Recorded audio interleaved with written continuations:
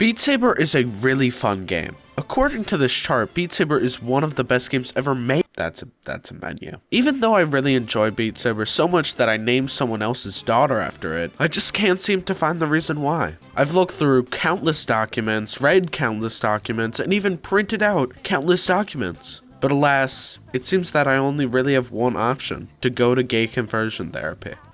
Not again. To make a 4-minute video about it.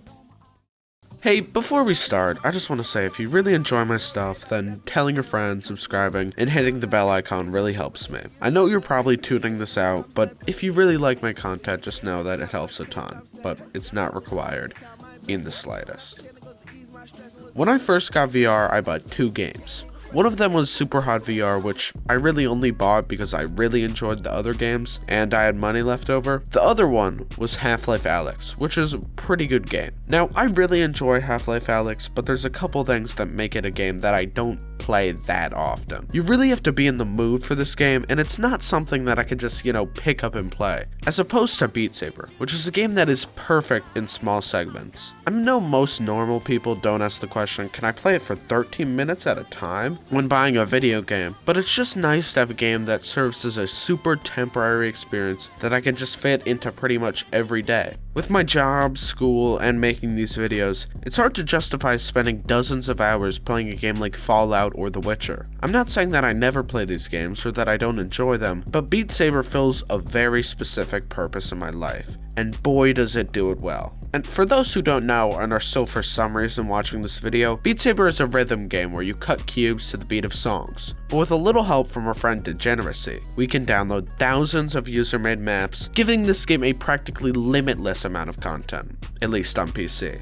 This also means that I can find music that I enjoy, which is really nice given that the default songs are a bit too about Beat Saber for me. Being so dependent on user-made content might seem bad, but I think it's what makes this game so great. There are some really talented mappers out there, and I really enjoy the feeling of firing up a brand new map and just seeing what happens. Overall, I feel that the user-made content is more of a pro for this game than a con. I bought a VR headset in order to play a few games and make some videos, but what I end up using it the most for is actually exercise. The combination of fun, loads of content, and a super easy to pick up and play presentation makes Beat Saber a pretty great tool for exercise. No, I haven't used this as a replacement, per se, to my normal exercise, but for anyone who has trouble motivating themselves, Beat Saber might be the solution. It's great to have something that I can just turn on for a couple minutes. I'm sitting at my desk, I put on the headset, 20 seconds I'm in, I can just burn some calories, and then turn it off and go back to doing work or watching top 10 videos about whales. It's also the only form of exercise that I've found to be genuinely fun, and given the fact that people aren't really going to the gym anymore, at least I'm not, Beat Saber is something that I would advise everyone with a VR headset to get if they don't already have.